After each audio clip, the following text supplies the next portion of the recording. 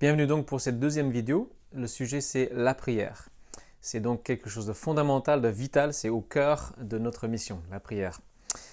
On va regarder d'abord la finalité, la fin, l'objectif final de toute chose, qui est clairement dépeint, illustré dans Apocalypse chapitre 7, lorsque nous voyons cette immense foule composée de millions et peut-être de milliards de personnes de toutes les tribus, toutes les nations, toutes les ethnies, tous les peuples, sous le soleil, en train d'adorer le Seigneur qui les a rachetés.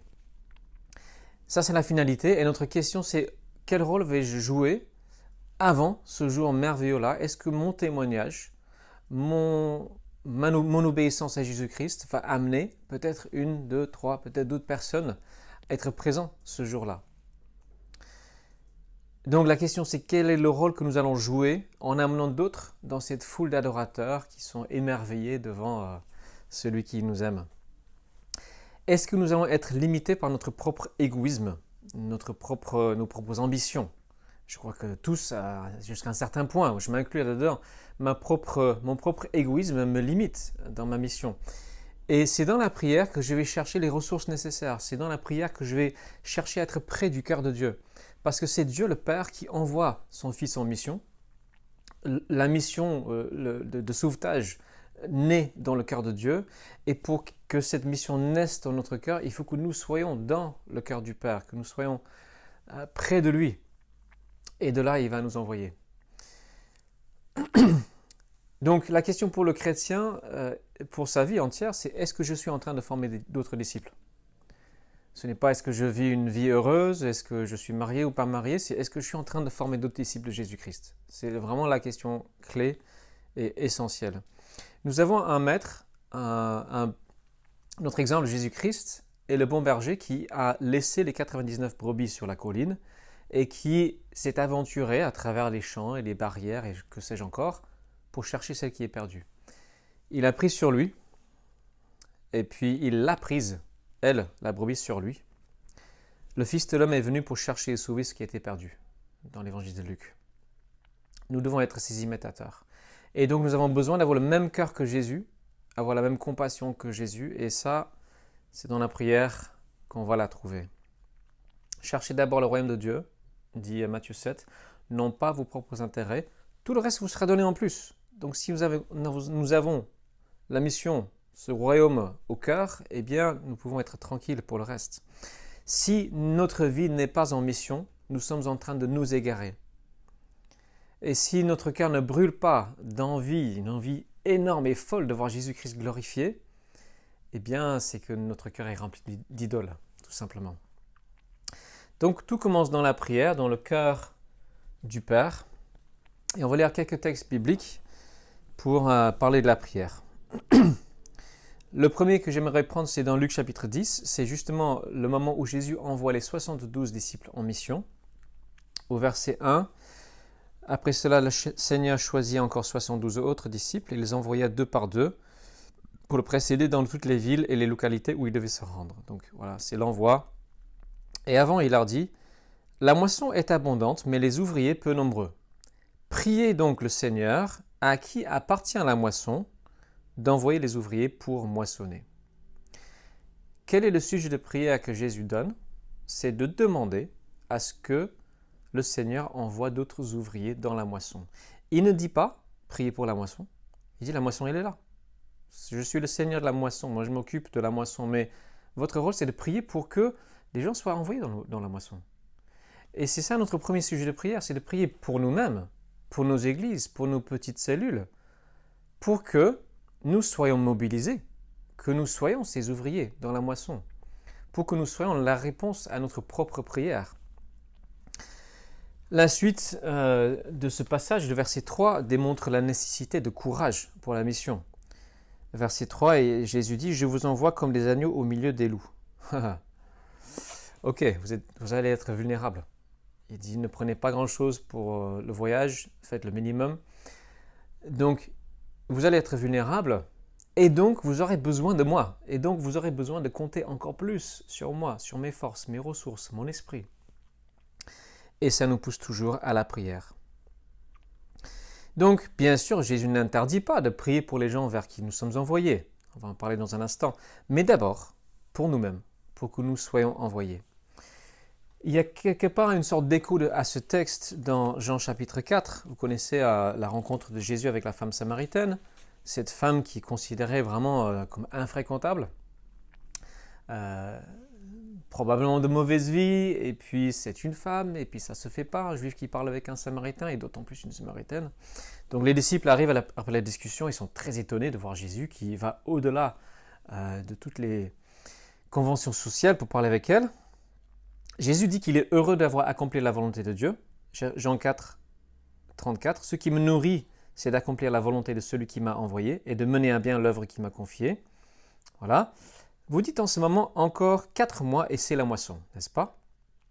Eh bien, moi je vous dis, ouvrez vos yeux et regardez les champs. Déjà, les épis sont blonds, prêts à être moissonnés.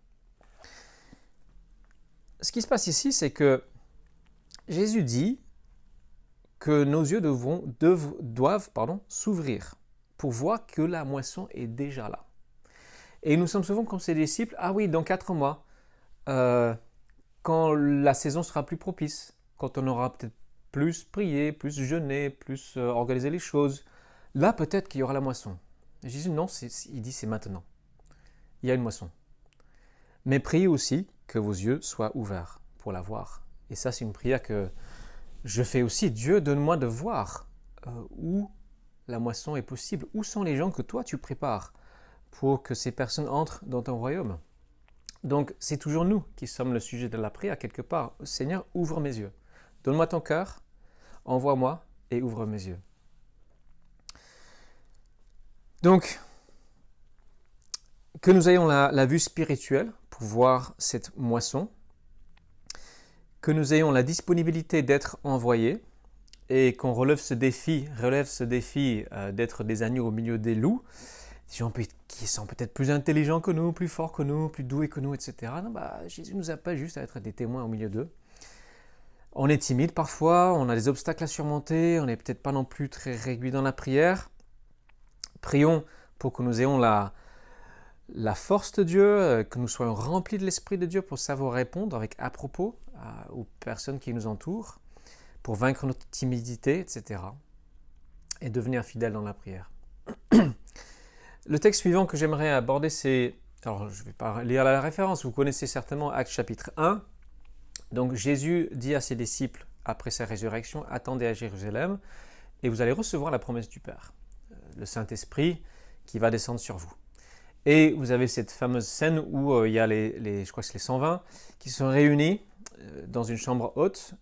Et puis le jour de la Pentecôte arrive et boum, il y a l'Esprit qui descend. Il parle en langue, il y a ces langues de feu qui descendent sur chacun, le discours de Pierre, etc. Le texte ne dit pas explicitement que pendant tout ce temps, les disciples sont en train de jeûner et de prier. C'est vrai. Mais je pense qu'il n'est pas abusé de conclure qu'ils avaient quand même prié. Regardez l'exemple de tous les prophètes de l'Ancien Testament, comme Daniel, comme Jérémie, etc. Savaient que Dieu avait fait des promesses concernant la nation. Et ils priaient ardemment pour la réalisation des promesses de Dieu. Donc les disciples sont là, je crois vraiment, à chercher Dieu, à chercher à ce qu'il accomplisse sa promesse de déverser son esprit sur eux. Donc c'est aussi un exemple, un modèle, un encouragement pour nous.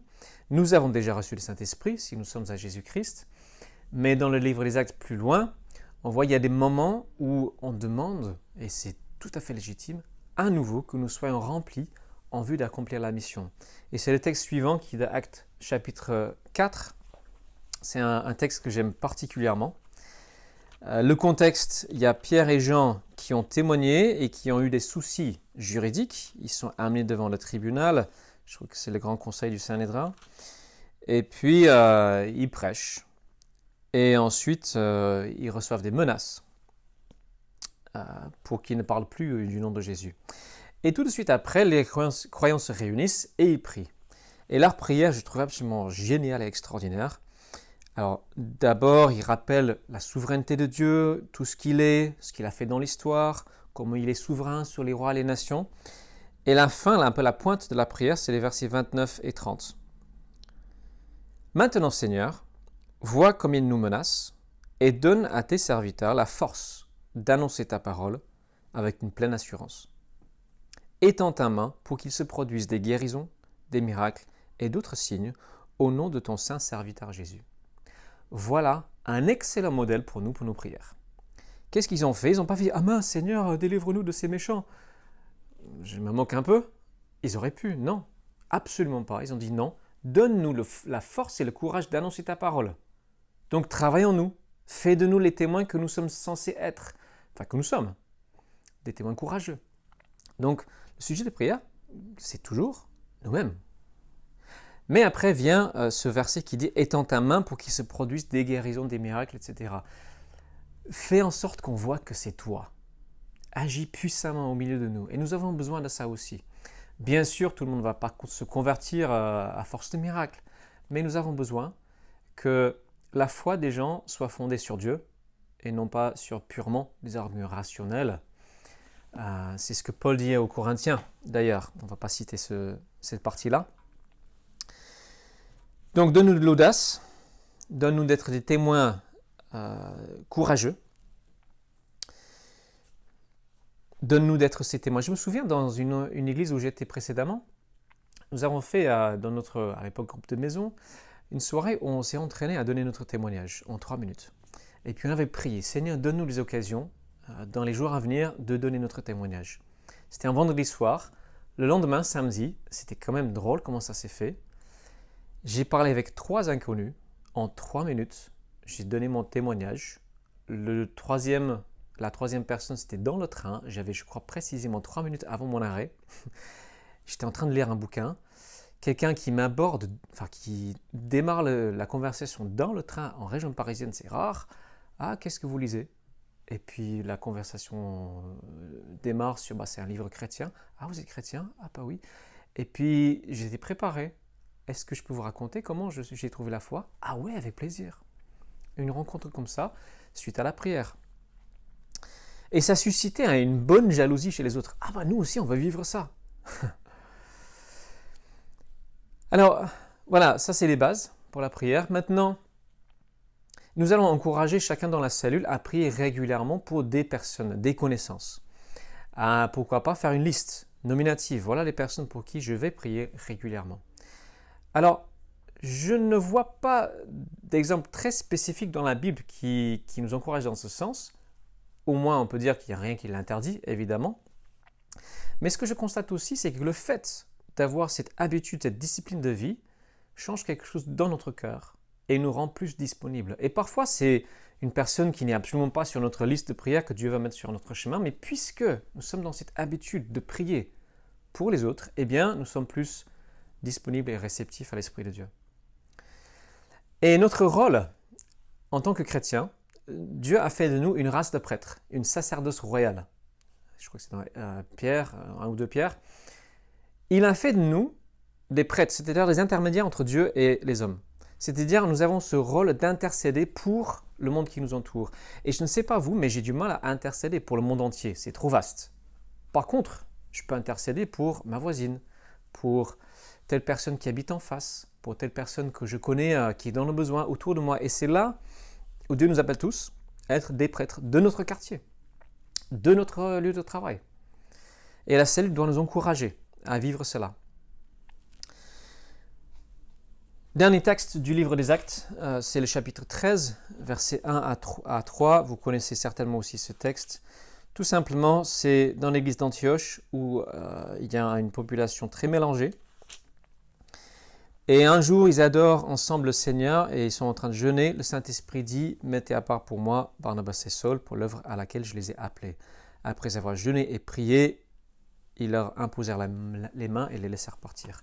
Donc on a ce contexte-là, c'est une réunion de louange, de prière. Le Saint-Esprit parle et qu'est-ce qu'il fait? Il envoie Paul et Silas, ou Barnabas, je ne sais plus, en mission. Donc la prière conduit à l'envoi. Et c'est surtout le premier but, que la prière nous pousse à agir. Que dans la prière, nous cherchions le cœur de Dieu pour ce monde. On peut parler un petit peu de nos habitudes de prière personnelles. Quelles sont vos habitudes? Est-ce que vos prières sont essentiellement centrés sur vos propres besoins, les besoins de votre famille, ou est-ce que vous avez l'habitude d'élargir et de mettre même en premier les besoins des autres qui sont loin de Dieu? Parce que eux, leurs besoins sont beaucoup plus grands. Si on aime notre prochain comme nous-mêmes, c'est une conséquence logique. C'est de prier pour nos prochains, régulièrement. Plus nous sommes focalisés sur la mission, plus nous relativisons nos propres problèmes. Et plus ces problèmes qui peuvent nous tracasser deviennent secondaires. Cherchons d'abord le royaume de Dieu. Dans notre église, il y a une dame qui a dit « Moi, ce que je fais, je demande à Dieu de me mettre à cœur certaines personnes. » Et c'est ce que Dieu fait. Et Dieu lui a mis à cœur 2 ou 3 personnes.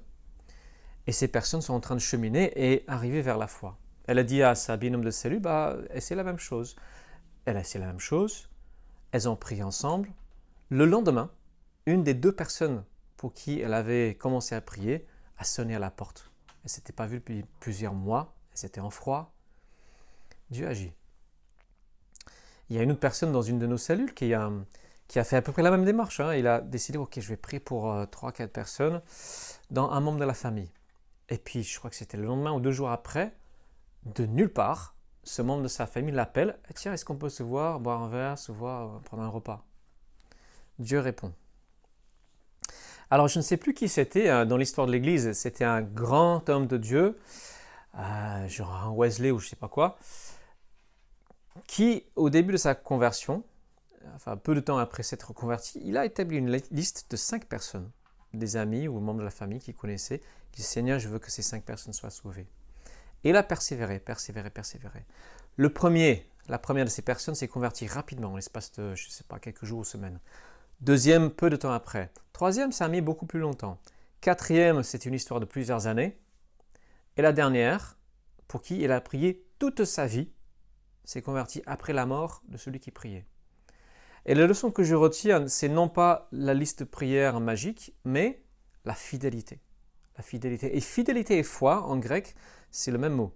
Il n'y a pas de distinction entre fidélité et foi. Si nous avons la foi, nous serons fidèles. Vous voyez la correspondance. Nous avons besoin d'être fidèles. Et notre foi va grandir avec la fidélité. Pratiquement et concrètement, dans votre cellule, pour les responsables, je vous encourage à prier régulièrement, l'un avec l'autre, si vous êtes en binôme normalement. Priez, ayez des rendez-vous, des temps fixes, une fois par semaine si possible, au moins 15 minutes, priez pour votre cellule ensemble. À l'intérieur de la cellule, eh bien, c'est aussi un lieu de prière.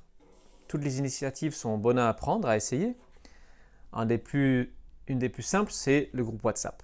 Le groupe WhatsApp, la plupart des gens aujourd'hui ont ça. Vous pouvez échanger les sujets de prière, encourager à prier pour telle personne, encourager aussi par les réponses à la prière. Vous avez prié pour telle personne, voilà, il s'est passé quoi, etc. Tout ce qui peut nous stimuler à être fidèles et réguliers et persévérants dans la prière. Et enfin, dans la cellule elle-même, quelques mots sur la vie de prière dans la cellule. Eh bien, moi, je m'encourage à expérimenter avec différentes façons de prier. Ne pas toujours rester dans le classique, pourquoi pas parfois écrire des choses, et puis aussi un peu déconstruire la prière. Parce que notre but, c'est d'être pédagogue. Il y a des nouvelles personnes qui arrivent, qui découvrent, qui ne savent pas prier à haute voix, et souvent qui sont très intimidés par les longues prières que certains chrétiens font. C'est pas que c'est mauvais, mais ce n'est pas très pédagogue. Ça n'aide pas le nouveau à se sentir « Ah ben moi aussi je peux prier ». Donc souvent, un conseil, c'est de limiter vos prières à quelques phrases. Et même si ce n'est pas non plus dit dans la Bible, que vous ne pouvez pas aborder plusieurs sujets dans une même prière, je trouve que quelque part c'est une forme de politesse, de juste, si vous avez une liste de sujets de personnes, vous priez pour un sujet, une personne. Sinon c'est un petit peu comme si vous prenez tous les sujets, tout ça c'est pour moi. Et je ne sais pas vous, mais souvent, si quelqu'un prie longtemps, je m'ennuie un peu. C'est difficile de rester concentré. Donc, soyez pédagogue. Et ne soyons pas trop dans la liste. La liste. Soyons le plus possible dans le dialogue avec Dieu, les uns avec les autres. Écoutons les uns les autres. Écoutons-nous. Nous sommes en groupe et donc il faut vivre en groupe. Je conclus. Quelqu'un a dit, une cellule qui marche bien, c'est une cellule dont le ou les responsables Prie beaucoup et passe beaucoup de temps avec les non-chrétiens. C'est une recette simple. Priez beaucoup, passez beaucoup de temps avec les non-chrétiens. C'est la recette gagnante. Donc un défi pour terminer. Combien de temps passez-vous par semaine, par jour, à prier, à intercéder pour les besoins de ceux qui sont encore loin de Dieu, pour les besoins de ceux qui sont dans le groupe, aussi bien sûr, pour que Dieu vous tisse, vous façonne, vous aide à vivre la mission qu'il a préparée pour vous. Dernière remarque. Beaucoup connaissent l'église, c'était à l'époque la plus grande au monde, de Paul Yonggi-cho, à Séoul, en Corée du Sud. Et cette église, c'était une des premières à vraiment être structurée de façon cellulaire. Mais ce n'est pas pour ça qu'elle est connue. Elle est connue surtout pour la prière.